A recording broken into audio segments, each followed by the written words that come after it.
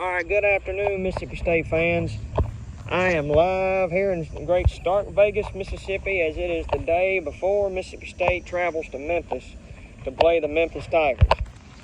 Now, for those of y'all who are a little bit still on the edge about this football team, well, let me just reassure you that, yes, I know the offense necessarily hadn't been clicking on all cylinders quite yet, but look, we got the mad genius as our coach. He's never had as much talent as he has here at Mississippi State, and around this great state there's plenty of talent to find, and eventually he's going to get it up and going. And you'll see Will Rogers establish more rhythm with the offense as he picks up game by game. Guys, got to remember, this will be his 9th start of his career, as he started like the last 5 games or so last year.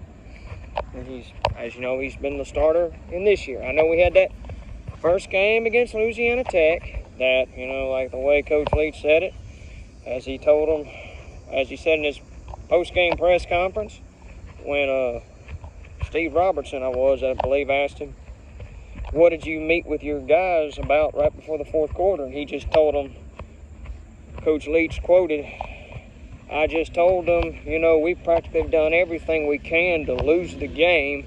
How about we try something different? Like, how about this? How about we do our jobs and do them about as good as we can and as fast as we can? How does that sound? End quote. That was a pretty lightning fire quote by Coach Leach, I'd say. And then when you saw what happened in that fourth quarter. And then so after that first ball game, people were, as you saw, like the national football experts, picking NC State to beat Mississippi State. And I guess if you were a doubter, you had some reasons to be questionable about the ball game. Well, they basically had it as a pick'em game, as they favored NC State in that ball game by 2. Well, Mississippi State, apparently Coach Leach had a really hardcore practice, because Mississippi State absolutely whipped the hell out of NC State. NC State came into the game as a grinded and pounded team, tried to run it all on Mississippi State. Zach Arnett's defense, you're not going to beat him running the damn football. You're not going to, so don't even try. Yeah, Ole Miss fans, you heard me right. Jerrion, Ely, and the boys of Ole Miss, yeah, you're not going to beat Mississippi State running the damn football. And Matt Corral, Ole Miss fans, yeah, we're going to put him on his ass. Anyway, that's another story for another day. We ain't talking about Ole Miss and anyway, we're not talking about that. But, so it's a big game this weekend. I expect to see a bunch of Mississippi State fans at the ball game. Look, this is a big game now. This is a huge game, and it's an underrated game that may not be getting all the publicity that it should probably be getting. Mississippi State is 2-0 and going to Memphis. Now, this is going to be a big game for Memphis as well. They're playing an SEC opponent. So a lot of these players at Memphis were players that sort of got passed up by Mississippi State, and it's no disrespect to them. Some of them at the time, just may not have been necessarily SEC talented caliber players.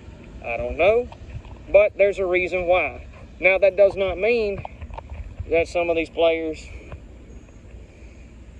don't show up in big games, and some of them from Memphis could have a big game against Mississippi State. I submit to you that I expect that they will not, especially for them on the offensive side of the ball. I expect Zach Arnett's defense maybe I don't know if he'll bring a lot of different kind of blitzes from the corners or the linebackers, but if our D linemen can, I expect them to be able to overpower Memphis's offensive line and put pressure on that young quarterback of Memphis, which, by the way, is a freshman, and he's played outstanding. For those of y'all that have, I guess, kept up or followed the stats in Memphis so far, I think last week's game against Arkansas State, I think Memphis won 55-50. A lot of points scored there. So the question about everybody has about Mississippi State is one only and one thing only. They're like, well, what's the offense going to do? Well, right now, I'll tell you this. Memphis' defense is, statistically, this is not coming from my mouth, even though I am speaking here, but their defense is lacking, to say the least. So, what does that mean? Well, Mississippi State ought to be able to pass the ball, run the ball, be able to put up a whole bunch of yards. And I expect to see Mississippi State break into the 40-point total this weekend, maybe even break into the 50s, and look for this game to be an absolute momentum builder for Mississippi State's offense to really get it going, because, y'all, we got to take it one game at a time. But look, we all know what's coming next weekend. We all know we're playing LSU next weekend, and it's going to be a Mississippi State expects to take care of business this weekend. It's going to be a big, I can see it being a madhouse when we play the Tigers of LSU. Which, by the way, let me, for those of y'all, I did not really do my intro necessarily exactly right, but this is your host, Michael Taylor of the M over S Baseball Show, my podcast. Whenever y'all go check it out, if y'all love college baseball, that's my passion as well. So if y'all have an opportunity, please go check it out. I'll post it on all major forms of social media. I'm trying to grow this audience now, and I'm reaching out to football now, because I know that's the major thing in, well, all states. I know it's what drives the bus, the athletic programs. So anyway, Mississippi State fans, I'm reaching out to you. I plan to still do some shows on Mississippi State baseball all year long. It's not just during baseball season, but I'm also going to be trying to do some things here live, post some videos on YouTube, and talk football with you fellas. But we're always going to talk baseball. That's not going to be necessarily on this opening intro, but so that basically wraps that part of it up. So if y'all get a chance, go to Apple Podcasts or Spotify or Anchor. That's how I'm doing mine from, but it gets posted on all the major podcast platforms. So go check it out. M over S Baseball with your host, Michael Taylor. Now, getting back to the game for this weekend. So I expect Will Rogers, he's going to have time to throw. And as we saw major improvements this past weekend with the offensive line, the whole conversation going into last weekend was, man, the offensive line looked a little bit, didn't look like they were in the right position, almost as if people thought they didn't know what they were doing. Or some may have suggested the offensive line is not as talented. No, that's not the case. You need to realize one of two things. These offensive linemen that we have were recruited under Dan Mullen and Joe Moorhead, that pretty much ran the exact same style of offense between the two of them. And then you bring in Coach Leach, who is a almost passing only offense. Your offensive lineman scheme is going to be different. And it's not going to be something that's just going to adjust overnight. It takes some fixes to the scheme. You got to have some schematic changes. Those that want to talk about the splits between how much space between each offensive lineman's footing, it's about 2 to 3 feet in between. And so the negatives on that are, people have said, it gives like defensive linemen ability to break into the seams of that. But the positives are, if you recognize it, if you know your jobs on the offensive line, you'll be able to pretty much give your quarterback all the time necessary that he needs to be able to make the reads and the throws downfield. So when we played NC State, which was by far the much more physical defense, offense, special teams, all the above, you didn't see Will Rogers running for his life. Now, some of that, too, in the first game was, as we've all seen a couple times, he's still a little bit hesitant with making some of the throws downfield. But let me tell you, he's an excellent, smart quarterback, and he's really engaging. He's going to be the focal point of this offense as we continue to progress, and he's going to get better and better. And y'all, as I said, I can't say it enough, this will be his 9th start. So if you're looking at it from a normal season perspective, you may say, well, Michael, he played 11 games last year. That's true. Well, no, he didn't play in 11 games. There was an 11-game season last year if you count the bowl game, but he started in like 5 of them. So with this being his 9th start,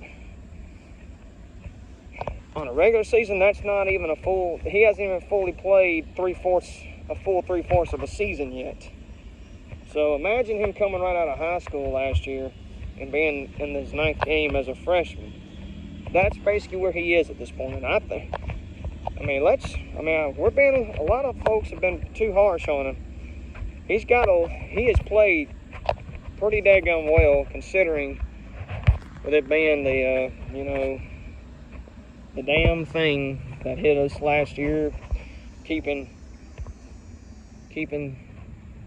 us from having the season that we expected in terms of fans going to the game. I'm not going to mention the damn thing by its name. Y'all know what I'm talking about. But anyway, I digress.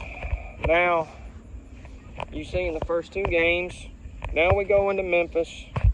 And this is the game that can really jumpstart the offense. Can really, have Will Rogers take some shots downfield. We haven't really done many of them. As y'all have seen, we all know that when defenses line up against us, they know Leach wants to throw the ball. About probably somewhere between 75 to 85% of every play. Of the game, it's going to be passing plays.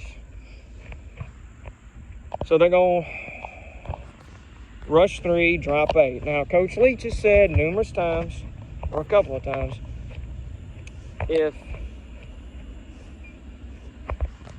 he was basically to be doomed every time he sees rush 3, drop 8, then he would have been done in his first year or two when he was at Texas Tech. So he has seen it many a times, and I don't want to hear, well, that was the Big 12, Mike, that was the Pac-12, Mike, no, and this is the SEC. Yes, it is the SEC, and this is the big bad conference as a whole, and it's not close. But when he was in the Pac-12 and the Big 12, he was recruiting somewhere in the 50s or the 60s at Washington State when everybody else was recruiting about in the teens or the 20s. So he was constantly beating teams with 30 to 40 recruiting rankings of players better than his teams. And you look at a program like Washington State, which may be the hardest program to win at in all of college football. And he had tremendous success there, y'all. Y'all see Gardner Minshew,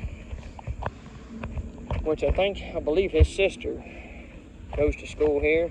So, and I think he was always a Mississippi State fan growing up. And then you see Coach Leach takes a shot on him, gives him a shot, and then he ends up having one of the best offensive years that Coach Leach has ever coached. So we have this.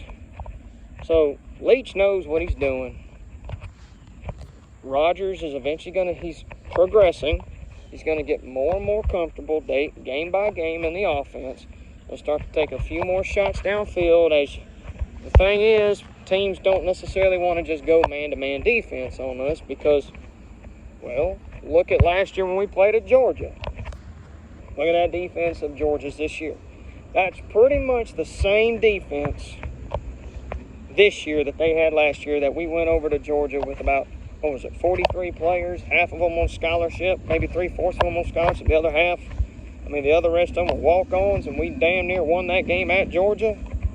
Yeah, Mississippi State can play. You're talking about look at Jaden Wally. We all know who he is now. He was a 3-star recruit, I believe, out of D'Iberville, Mississippi. And you saw the plays he made, how he played in last year, the second half of the season. Fella looked like he was a 5-star recruit. He wasn't.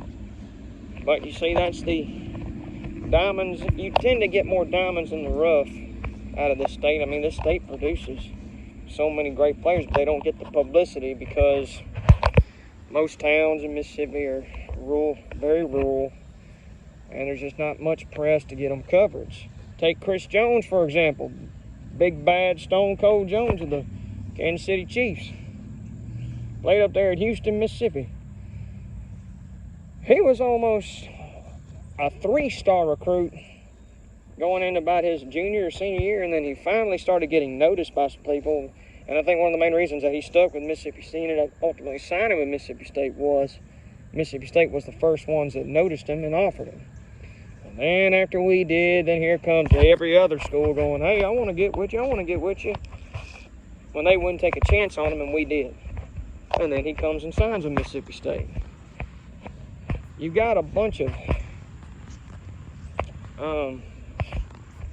there's a bunch of rich soil in this state that if you just dig it up, you'll find some great players. There's plenty of them to go around. Now, a lot of them in this state may be a little raw, may not have had the experience or the coaching or necessarily, as I said, the natural publicity that goes with it to get them noticed.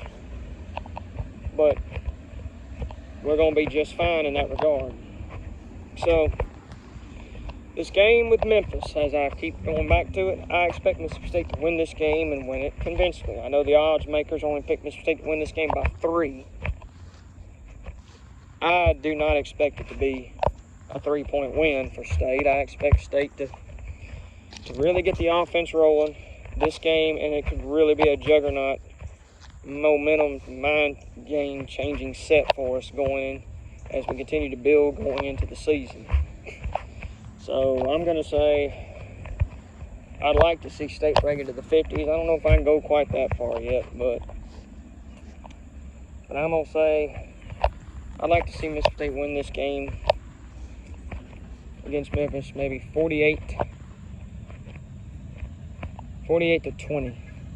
I really don't want to give Memphis 20 points on Zach Arnett's defense, and I'm not saying it because I expect us to beat this unstoppable force, but our defense is pretty daggum good, and Zach Arnett, if he even his defense gives up a touchdown, he feels like he's failed his final exam. That's how hardcore he is. I mean, you just go look at his press conference. The opening press conference before the season when Mississippi State was on the verge of going to Omaha.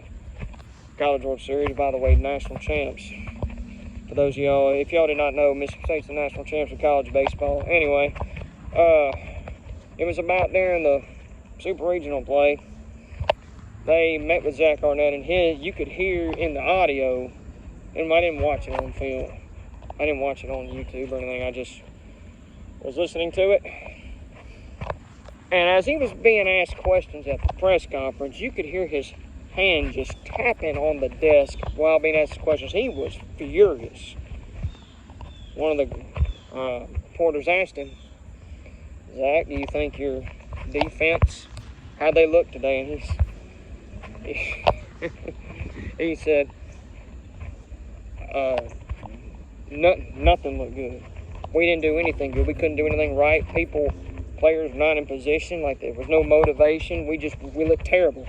Then the next guy thought maybe he would get a different answer. Well, what part of the practice did you think looked good? And he replied, did you not listen to what I just said?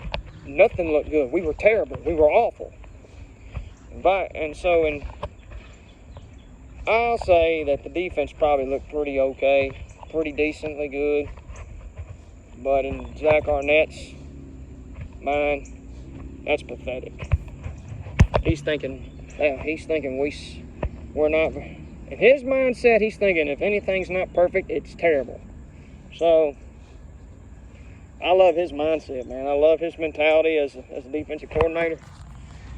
And I'm so glad Coach Leach has him as a defensive guy, man, because Leach is eventually going to get this offense going really big. And when it starts to taking shots downfield and the offense really just understands every player, each role, because it's going to happen. It's coming. It will work in the SEC. It's going to work. Leach knows it. He's not even wondering or questioning what if it does. No, it's going to work. So, guys, I appreciate y'all tuning in on this first YouTube live video. Can't necessarily say it's YouTube live, but I'm posting it on YouTube, so how about that? So, thank y'all. This is Michael Taylor from M over S Baseball. I'll see y'all later.